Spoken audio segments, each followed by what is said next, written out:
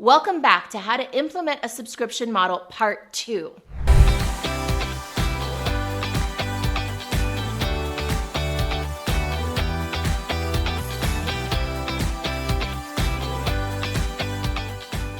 In this video, I'm going to dive deeper into how you can build a subscription business while avoiding some of the pitfalls and challenges that a lot of them face. I'm going to get into some of the most common reasons that they fail. I'm going to talk about how to convert your business into a subscription model. I'll address the question I get about what is a SaaS, sales as service subscription model, and talk about the number one most important thing you can do to make sure your subscription model is successful for the long haul. So the first thing to do if you're going to put together your own subscription model is consider the audience that you're serving. Now, my guess is that you already have some sort of business, you already have people that you serve, and what you want to do is convert them into some sort of ongoing monthly recurring revenue model. So the way to do that is to think about what ongoing need do they have? Specifically, what problem is never ending? I'll give you an example. I have a client, Leanne Webster. You've heard me talk about her before, and she has a subscription model, which is her Email with Heart Huddle. She's an email marketing expert, and she helps people. She has a program called Lead Machine Weekend. It's a retreat where people come in and they map out their whole email marketing strategy and get all their tools and platforms organized. But when they're done, she offers them a subscription model for that one thing, actually two things that people always need with respect to email marketing. The first need they have is ongoing content generation. People tend to procrastinate their email marketing. They don't do it. So they need to be in a group that'll give them accountability. And the second thing that people always need with email marketing is to keep building and growing their lists. So she's created a subscription product, actually multiple subscription products to help them with those two needs. So in essence, what you're looking for is a long-term solution.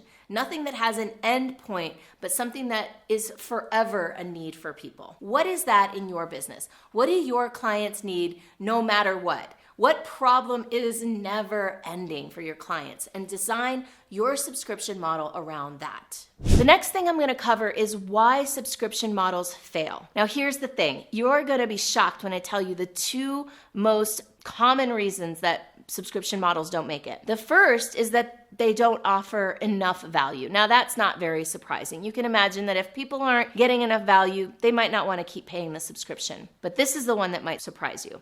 The second reason that people tend to cancel subscriptions is because they're getting too much value. In other words, they're getting so much that they can't keep up with it, so they feel like it's a waste of money. Even if they're getting value out of it and they're using the pieces that they need, if they're being bombarded with things that they're not using, they might feel that they're overpaying for the subscription service. So here's an example. Let's say you pay $9.99 for Netflix, but you only watch one movie a month.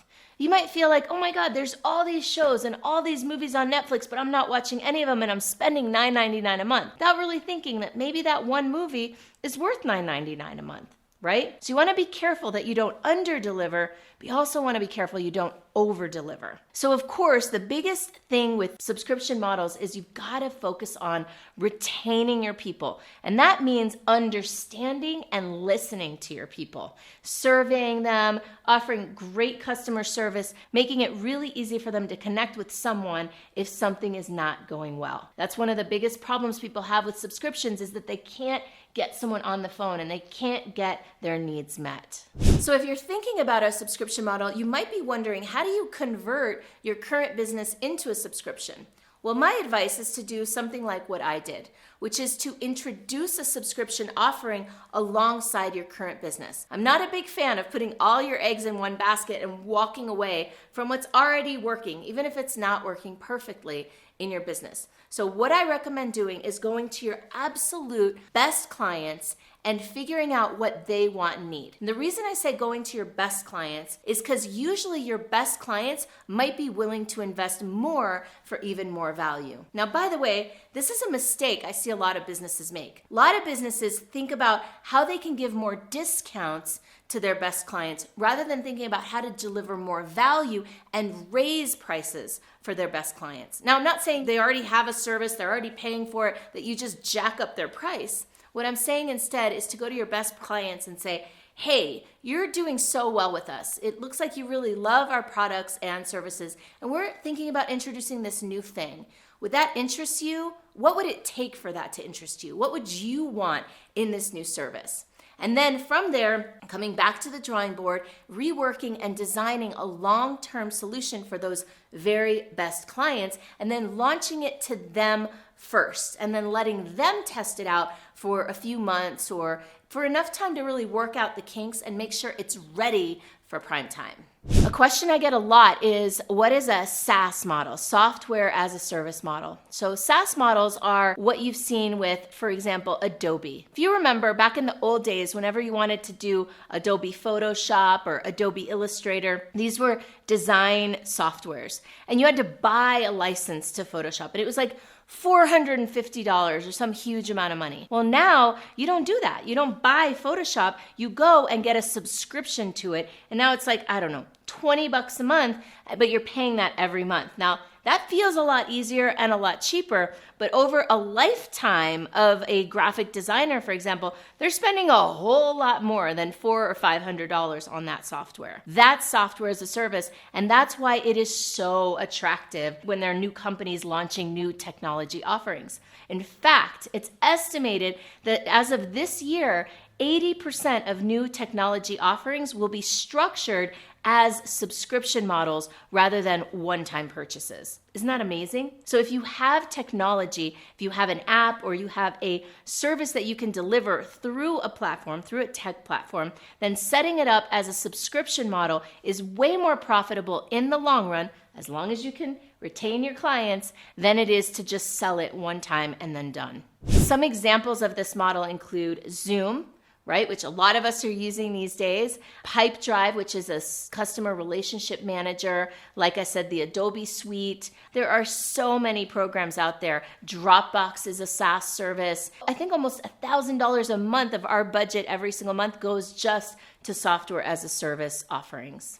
Let's talk about pricing. So here's the thing with subscription-based models. Generally, what you want to look at is lower price points for longer time. You're not making as much money up front as you would if you sold it all at once, but you are making money for the long haul. And another thing to think about is offering those two options, whereby somebody can sign up for a monthly subscription and pay a higher fee per month, or they can commit to a whole year and pay a lower fee up front in order to have access for that whole year. Another thing to think about is to create an automatic renewal and letting people know. See, I'm a big fan of automatic renewals, but I don't like it when people do it to me and they don't let me know it's happening. So you'll want to give people notifications and let them know, hey, your annual subscription is about to renew. And that shows integrity and transparency with your clients, which I think is really important. Lastly, I just want to emphasize one more time how important retention is to any subscription model. You've got to be able to retain your clients. And that's why I think it's so important to roll out some sort of beta program first to your best clients who will tell you the truth and who will give you valuable and valid feedback about the service itself so that you can make it better, you can improve it, and you can retain people for a long time, because that is really what makes a subscription model effective and profitable for the long haul. If you found these videos interesting and you got value from them, then let's stay connected. Go visit my website, and if you'd like to learn how you can grow your subscription business, go ahead and set up a discovery call with me or someone on my team. You can do that at superstardiscoverycall.com or just click on the link below. See you soon.